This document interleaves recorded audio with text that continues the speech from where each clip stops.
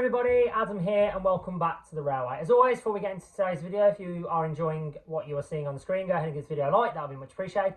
And go ahead and click that subscribe button as well. So thank you all for your support. I'm very close to 400 now, so thank you very much indeed. A massive thank you to everyone who's watched my videos, liked my videos, who's had some lovely comments on my videos. So thank you very much all indeed.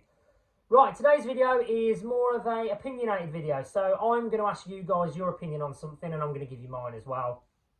And we're going to go through that as well. So judging by today's title of the video, we're going to be talking about a certain TV show for children that has been adapted into thousands of different products, thousands of different interactions on all sorts of social media. Today, I'm going to be talking about this little character. So, those of you who don't know who this is, I'd be very shocked if you didn't. This, of course, is Thomas the Tank Engine. Now, Thomas the Tank Engine is obviously a children's TV show that came out in a long time ago now. I believe it's probably got to be the 70s. It might even be earlier than that. You can correct me. I'll probably correct it on the screen if I've got that wrong. But it's a children's TV show that, of course, loads of kids will watch. It's still very popular today. And basically, I'm going to be asking you guys, and I want your opinions on this as well with what I think, whether the prices that you're paying for your model railway Thomas Tank Engines is worth what you're actually paying for them. Because, well, we'll get to all that later on. But I just want your guys' opinions as well, because I'll give you mine and then we'll go from there. So, obviously, regarding this, there's a lot of things we'll need to discuss. There's a lot of things we'll go into. So, without further ado, obviously, if you've watched some of my reviews of locos I've done recently, obviously, I would, by the time this was uploaded, my Dapper Mogul video would have been uploaded. You know, I tend to do a review of that, a brief history of that locomotive. Obviously, I can't do a brief history on a particular loco in this case, because obviously Thomas is not real. But I will do a brief history of Thomas the Tank Engine, the series, and how it all formed and stuff like that. It's not going to be stupidly long, because we could be here for hours. So, without further ado, here's the history of Thomas the Tank Engine. In 1945, the history of the train was about to change forever, as Thomas the Tank Engine, a fictional tank locomotive who originated from the original British children's books The Railway series, was about to become a household name everywhere. Written and created by Reverend Wilbur Awdry and his son Christopher, the first Thomas the Tank Engine book was published in 1945. Thomas, a simple little tank engine, runs on the Fat Controller's North Western Railway on the island of Sodor. He became the most popular character in the series and is the protagonist for the upcoming television series adaptations Thomas and Friends and its reboot Thomas and Friends All Engines Go. Thomas is based on an E2 class tank engine from the London and Brighton South Coast Railway, and his debut came in the 1946 book Thomas the Tank Engine. This was the second book in the original Railway series and was the focus of 4 short stories featured within. In 1979, British writer and producer Britt Allcroft came across the books and arranged a deal to make the television series Thomas and Friends. The programme became an award-winning hit around the world with a range of spin-offs, commercial products, and much more. Thomas is now a household name everywhere and is commonly known in all sorts of popular culture. The history of Thomas came all the way back from the 1940s when Awdry based Thomas on a wooden toy made for his son. The toy looked rather different from the character in the books and carried the letters NW on the side tanks, which stood for nowhere, according to Awdry. The models of Thomas used in Thomas Friends television series and produced by Hornby are based on the E2 locomotive fitted with extension to the front of the water tanks. Awdry was unsatisfied with one detail of the illustration. The front end of his running board sloped downward, which meant that the front and back buffers were at different heights. This was an illustrator's mistake that was perpetrated in subsequent books. The crash scene in Thomas Comes to Breakfast was partly devised as a meaning of correcting this. Despite becoming the most popular character in the series, Thomas ironically was not featured in the first book, which was The Three Railway Engines. Thomas was described in the opening to Thomas and Gordon, which was the first story in the book, as a tank engine lived at a big station. He had 6 small wheels, a short stumpy funnel, a short stumpy boiler, and a short stumpy dome. He was a fussy little engine, always pulling coaches about, but he was also cheeky too. Thomas arrived on Sodor shortly after he was built in 1915, when the Fat Controller bought a locomotive to be a pilot engine at Vickerstown Station. Thomas initially worked at a station as the station pilot engine in the first 3 stories in the second book, but longed for more important jobs such as pulling the express, like Gordon the Big Engine.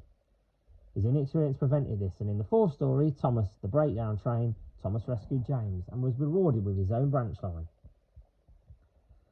Thomas' on-screen TV debut came in 1984, when Britt Allcroft developed the series in the year October 1984, which would debut on ITV, and then in the United States in 1989. Thomas entered the big stage in the year 2000, when its first franchise theatrical film was released, Thomas and the Magic Railroad. Despite the film receiving mixed results, it's still popular around the world. To this day, Thomas is still a popular household name, and various retailers from the model railway world have produced such locomotives such as Hornby and Bachmann. And to this day, it's still a very popular TV show and a popular culture for kids all around the world. So with that all out of the way, let's get into today's video. So as I mentioned, these are the Bachmann Thomas the Tank Engine 00 gauge locomotives. Now, obviously I've got Percy as well, which is obviously another train from the Thomas Tank Engine series. Percy was actually the first one I bought. I got this from someone off Facebook Marketplace. I paid about 40 quid for this, which for the price of Percy now is good value. This one is actually the HO version. I didn't realise at the time. To be fair, there ain't much difference. If you know what HO, it's slightly smaller than 00. I believe it's the American equivalent, because obviously Thomas is popular in America as well. We'll get to that in a bit as well. So obviously Thomas is the 00 version. Now this one I actually bought as a set. Thomas came with Annie and Clarabelle, a Bachmann controller and the set. You can pick that box up from various retailers. I actually paid about 130 quid for that, which I thought was quite a lot of money personally, and that's why I'm going to get to this video today as well. So if I'm being honest with you, my personal views on this, I think considering what you get on the screen, you are paying a lot of money for what you're getting. Now obviously I understand certain things, but anyway, I'll show you. So obviously this is Thomas. Now obviously you've got, it look, in terms of detail, I think this is pretty good. So you've got, obviously Thomas has got his face, chimney's fine, dome's spot on, whistle's fine, and obviously it does genuinely look like Thomas the Tank Engine, which is very good. Obviously you've got no CAD detail. You probably wouldn't expect it for a kid's toy, would you? And in terms of the mechanism, oh sorry, nearly dropped it then, that was bad. You've got obviously the underneath part, very simply. If you have an issue with the motor, all you need to do is just unscrew the two there. The coupling as well, I don't believe you can change it. You might be able to, you probably have to unscrew it and put some on, but to be honest, I don't think you're going to need to change it. We certainly haven't. Obviously, you know, we use our magnetic couplings, but there was no point for this because Thomas isn't going to pull the stock that we've got, is he? It's a bit daft. And the same with Percy. In terms of the motor, Thomas has the better one in my opinion, but again, this was brand new when I bought it. This was pre-owned, so I suppose you're going to get that with it. So, as I say, in terms of detail, there isn't much really. Obviously, a nice touch with this is the fact that, obviously, Thomas, when he runs around the track, he's always, obviously, moved from side to side. Same with all the locos, really. If you want to buy Thomas, the Bachmann version of it, I believe you're paying something just under 70 quid. That's for Thomas on his own. Percy's around the same price, same with Toby. Any of the tender engines you get, so you get Gordon, James, Henry, I think Edward, there's a fair few of them.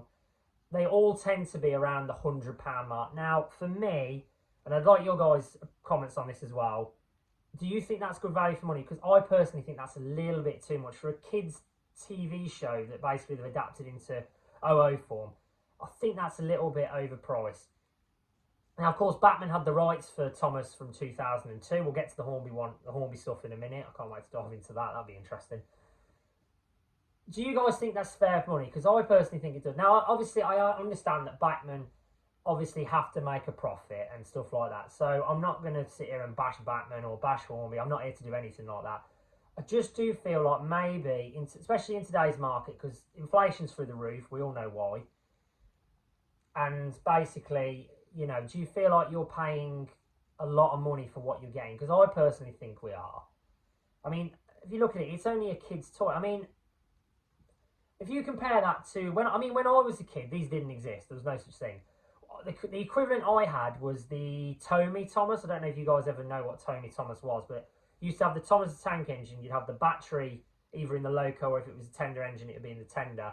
And you'd run around, you'd flick a switch and you'd just let it run around all day. And as kids, I just used to let them run around. And then, you know, you do silly things like bash them into each other and stuff like that because, you know, it makes you fun, doesn't it? So, you know, and you used to pay, they used to be 20 quid. Like, I remember when I was probably about 7 or 8 maybe. I remember when I got my swimming badge when I was like 7.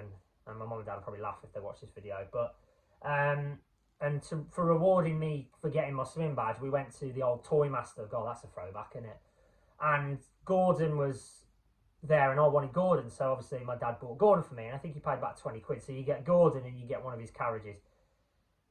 That's, I think, I know I'm going off topic a bit, but you know, that's reasonable for a kid, isn't it? Like, you're not going to let your 6-year-old kid play with this if you're paying 70 quid, are you? I mean, obviously he's plastic. Like, he's generally plastic. Same with Percy, you know, they're plastic. So there's not really much difference, in my opinion. And obviously, there's slightly more detail on this. And obviously, there's a motor inside, because you are essentially paying for the motor, aren't you? But, you know, do you really think that's a fair price to pay? So, as I say, I'd like your opinion on that as well. And then we'll dive into that in a bit. So, that's the Bachmann side of things. Now, I'll give you an in-depth route into the Hornby side of things. So, Hornby's Thomas the Tank Engine range came out in 1985. Now they started producing various models, and they had that license for 33 years, and then eventually they stopped doing Thomas altogether because I think they probably realised that these were slightly better detailed and maybe stopped. I don't know, Hornby may have different reasons for it, I wouldn't know personally. But in terms of the Hornby range, the Hornby Thomas the Tank Engine seemed to be even harder to get hold of, and not only that, they're even more expensive. So I bought, backstory of this, I bought a Hornby Henry from a model railway exhibition probably about 6 months ago. I paid 70 quid for it. Obviously, it wasn't brand new, so you've got to take that into the equation. But we came home, tested on the track, and unfortunately, I was a bit irritated because it didn't work. So in the end, I ended up sticking it on eBay as like spares and repairs. And miraculously, I actually got more money for what I paid for it in the first place. So that comes to my question: how much would I have got if it had worked? Because to get more profit for something that didn't work than I actually paid is ludicrous, really, especially in today's market. There's not many things. God, I've got that word completely wrong. Sorry. There's not many things that I've put on eBay that I've bought that I've made a profit on, because, you know, it doesn't tend to happen very well. I have with some stuff, but not everything. So, as I say, the Hornby range is even harder to get, and I'll get to a certain character in a minute who you probably going to know I'm going to mention, which is ludicrous, so we'll get to that in a minute. But if I'm giving you my personal opinion, in terms of the Hornby range, now if you don't know about the Hornby range, so the Thomas Tank Engine Hornby range is actually based off real life engines. So Hornby used locos in their inventory and basically put a Thomas face on. That's all they did. So Henry is obviously modelled off a Black 5. You've got Gordon is obviously the Flying Scotsman, which is an A3. Thomas, I think, was an E2 tank engine that Hornby produced. Duck is obviously a Great Western Pannier tank. And then I think all other things as well that they've used. So obviously Diesel is an 08. So all they've done is just basically get a black 08 and just put a face on the front. That's all they've done. And yet they still charge ludicrous money for it. It's absolutely nuts, really. So in my opinion, if you want detail, I would probably go for the Bachmann version of the Thomas, because as I say, they do look more realistic.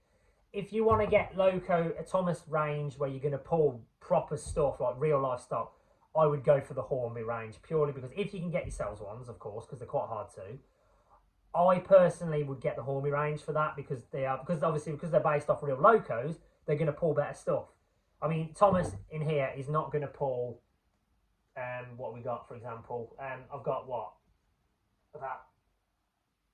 a small mixed rake over there. He's not going to pull that. Even he'd struggle to pull eight wagons. I mean, I've got 2 troublesome trucks wagons, and I mean, even they cost me nearly 30 quid. I mean, obviously they were brand new, so you're going to expect that, because most brand new wagons today are that price. Particularly Bachmann ones. I think Bachmann ones tend to be about 25 quid, even for like a tiny plank wagon. It's still 20 quid for now, which is nuts money. But it's the market we're in, isn't it, guys? So it's the way it is. So I think there's nothing we can do about that. But in terms of the Thomas range, I do think, as I say, you guys give me your opinions as well, because I think we're paying way more than we should. And obviously, I have got Annie. Obviously, mentioned Annie Crow, but I've also got Toad as well. He was 25 quid as well. So do you know what I mean? It's just the way it is. So I suppose whether you think, I'd like to hear what your thoughts are, ladies and gentlemen, because that's what I personally think. But anyway, we'll get to that. So obviously, I mentioned Hornby range.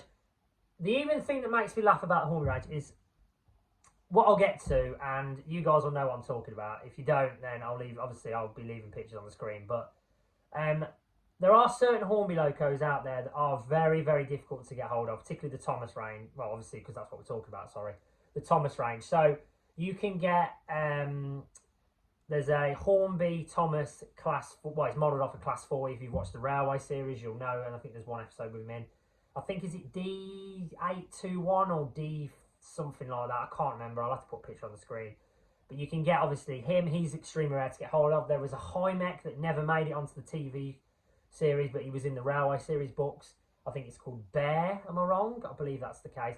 Again, he's a blue high mech, very hard to get hold of.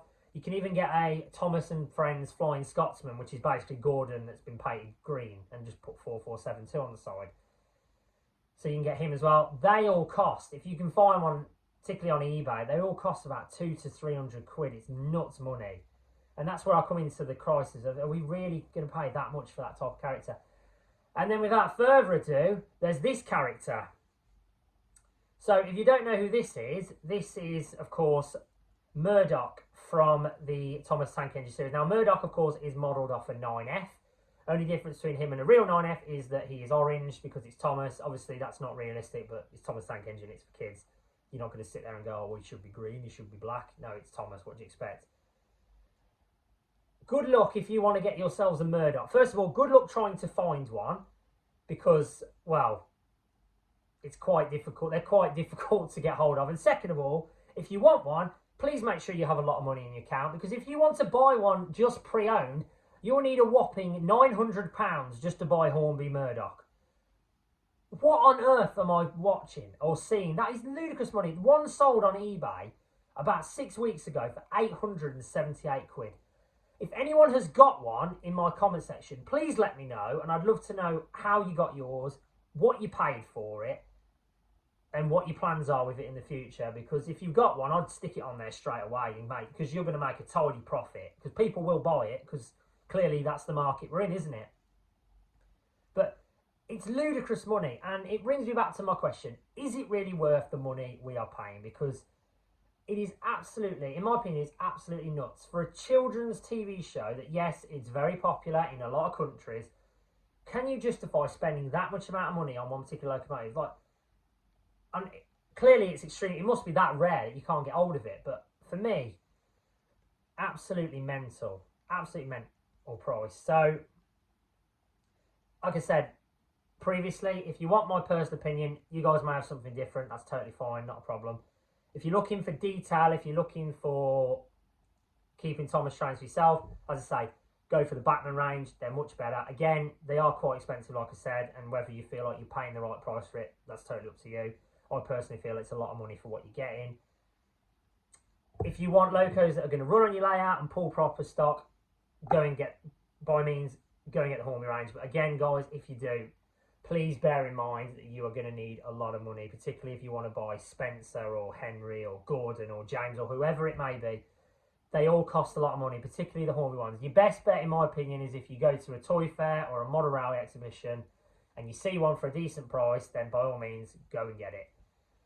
That's my personal opinion. So that's what today's video is all about. So I'd love you guys to leave your comments in the section.